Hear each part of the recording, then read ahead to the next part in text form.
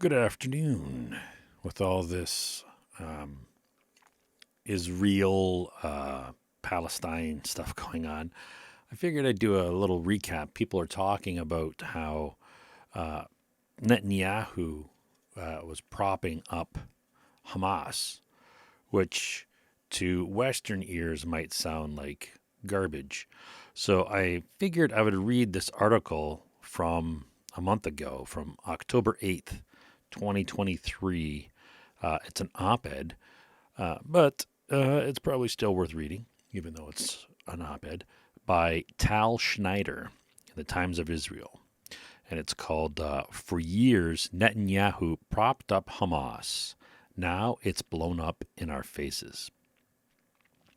The premier's policy of treating the terror group as a partner at the expense of Abbas and the Palestinian statehood has resulted in wounds that will take years for Israel to heal from. So then they show this photograph of a tank, apparently of Gazans celebrating, and it's destroyed.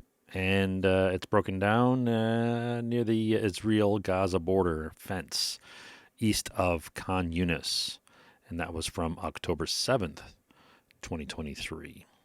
For years, the various governments led by Benjamin Netanyahu took an approach that divided power between the Gaza Strip and the West Bank, bringing Palestinian Authority President Mahmoud Abbas to his knees while making moves that propped up the Hamas terror group. The idea was to prevent Abbas or anyone else in the Palestinian Authority's West Bank government from advancing toward the establishment of a Palestinian state. So apparently, Benny here, Bibi, really did not want a two-state solution.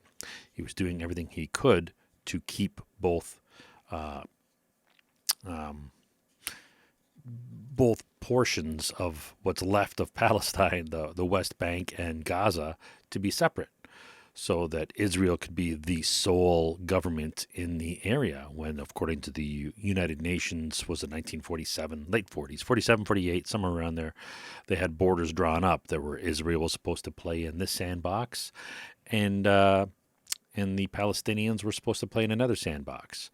And of course, Israel has been creeping over the Palestinian sandbox ever since, and it's divided it into two, divide and conquer, apparently, right? And so now there's the West Bank and Gaza, and the Abbas and the Palestinian Authority are sort of in charge. The quasi, not quite state government of the West Bank, and the Hamas are the quasi not state government in the West Bank. So, according to this, the idea was to prevent Abbas or anyone else in the Palestinian Authority's West Bank government from advancing toward the establishment of a Palestinian state. Thus, amid the bid to impair Abbas, Hamas was upgraded from a mere terror group to an organization with which Israel held indirect negotiations via Egypt, and one that was allowed to receive infusions of cash from abroad. So, who would be funding them? Anybody, I suppose, but more than likely Iran. So, Hamas was also included in discussions about increasing the number of work permits Israel granted to Gazan laborers, which kept money flowing into Gaza, meaning food for families and the ability to purchase basic products. So it sounds like they were actually trying to do something, both parties here, to help the Palestinians in Gaza, or the Gazans, whatever you want to call them.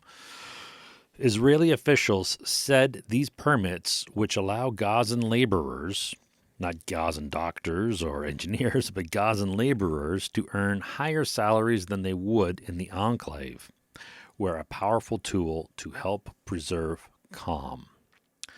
Toward the end of Netanyahu's fifth government in 2021, approximately 2,000 to 3,000 work permits were issued to Gazans. This number climbed to 5,000, and during the Bennett-Lapid government rose sharply to 10,000. Since Netanyahu returned to power in January of 2023, the number of work permits has gone up to 20,000. So 2 to 3,000 to 5,000 to 10,000 to 20,000. Exponential growth, it looks like, which is a good thing, right? Now we got more Gazans working and everybody's happy. Additionally, since 2014, Netanyahu-led governments have practically turned a blind eye to the incendiary balloons and rocket fire from Gaza. So they're not saying it was Hamas. They're just saying people are sending balloons and rocket fire from Gaza. And they're not saying where they're sending it. So they could be sending it out into the sea. Who knows, according to this article.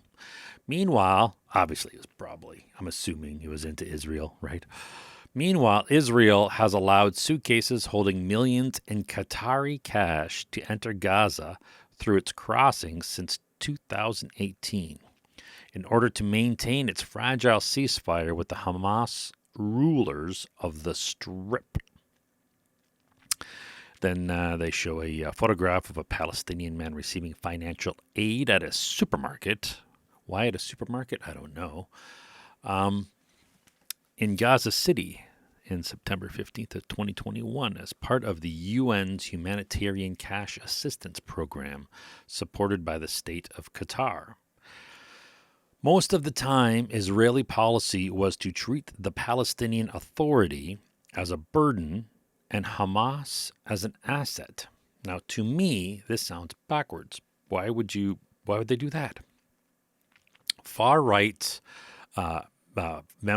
finance minister Bezalel, I don't know how to pronounce it, Bezalel Smotrich, now the finance minister in the hardline government, so they call him far-right, and leader of the religious Zionism party, said so himself in 2015. So they're calling this guy far-right. Now, anybody that's called far-right in the media, I have a red flag. He might be far-right. I don't know. But they're saying he's a finance minister and he's in a hard-line government and he's the leader of the religious Zionism party. So he could be. The chances are, according to, depending on how you define far-right. But this guy's starting to look like he might be. According to various reports, Netanyahu made a similar point at a Likud faction meeting in early 2019 when he was quoted as saying that those who oppose a Palestinian state,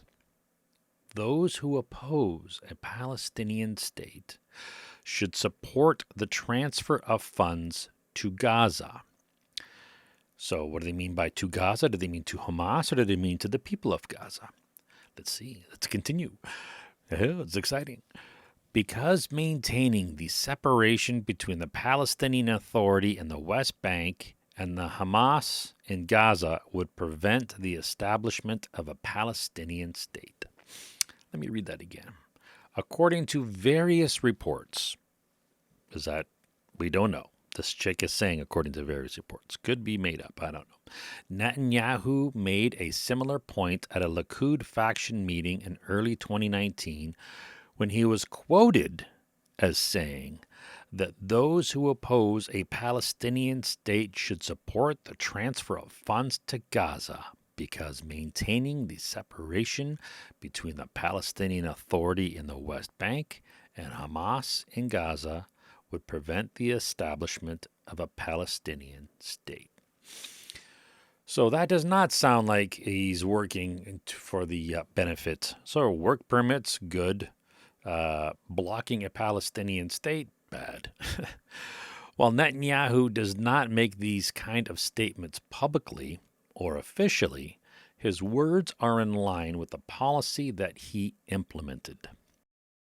And they show this photograph of Palestinian Authority President Mahmoud Abbas looking on as he receives the Palestinian athletes in Ramallah in the West Bank on August 4th of 2023.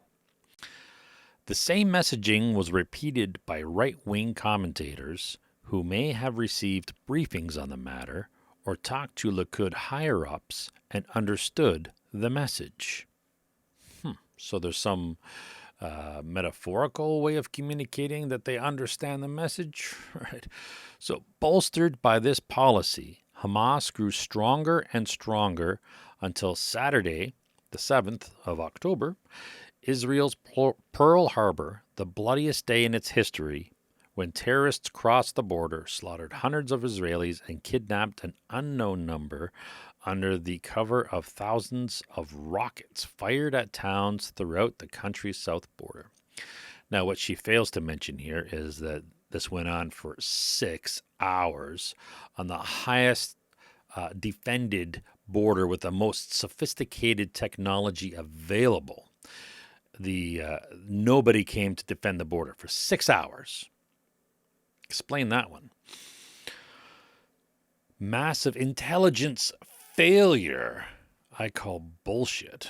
But why would the Benny want the Hamas to roll in and kill and kidnap a bunch of Israelis?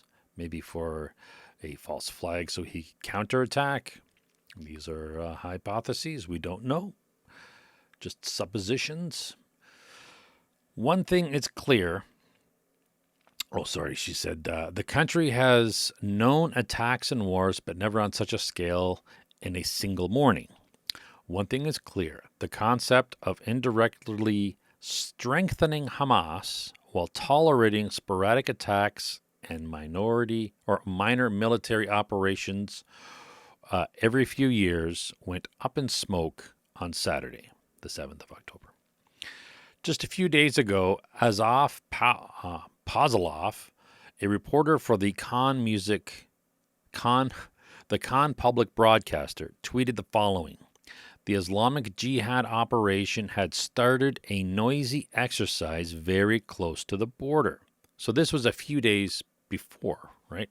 The Islamic Jihad organization had started a noisy exercise very close to the border in which they practiced launching missiles, breaking into Israel, and kidnapping Israeli soldiers. So we didn't see it coming.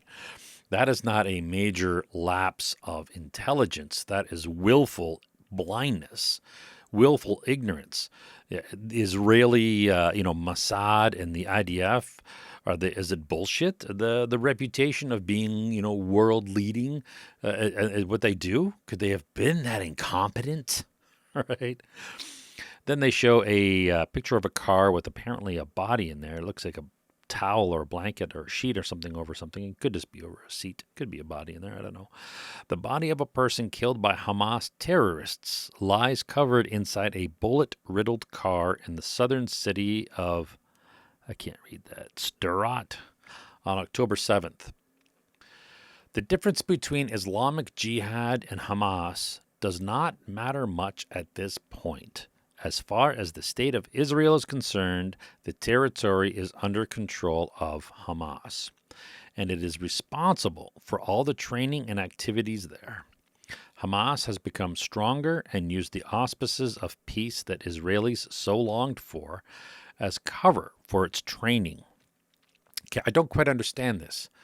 So Hamas became stronger, I get that, and they used the auspices of peace for cover for its training. So that doesn't make sense. How could you use the auspices of peace for cover for training of launching rockets and kidnapping Israeli soldiers? That does not connect. That does not jive.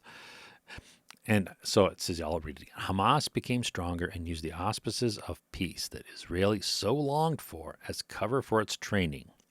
And hundreds of Israelis have paid with their lives for this massive omission. Today, it's not just hundreds of Israelis, it's thousands, up in the tens of thousands, apparently, of innocent Palestinians who are paying for this. So who's paid the most and who's benefiting the most? This is what you usually look at.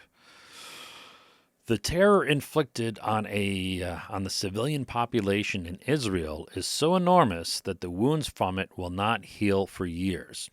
So if it's an order of magnitude larger in Palestine and their homes and infrastructure and everything are destroyed, how long will it take for their wounds to heal? A challenge compounded by the dozens abducted into Gaza. So they abducted them, and now they don't. The Israelis don't appear to care about the abducted people, as they're just blowing the shit out of everything. Judging by the way Netanyahu has managed Gaza in the last 13 years, it is not certain that there will be a clear policy going forward. Well, she was wrong. There is a clear policy going forward, and it is blow the shit out of everybody and everything and just say, this is what happens in war. We kill lots and lots and lots of innocent people. Hey, it's not our fault. All right. So that's it. Benjamin Netanyahu apparently was supporting Hamas and telling people if he wants a divided Palestine that they should support Hamas and send money to Hamas in Gaza, because that somehow will keep divided. Why wouldn't Hamas and the Palestinian Authority in the West Bank talk? Why don't they team up? I don't know.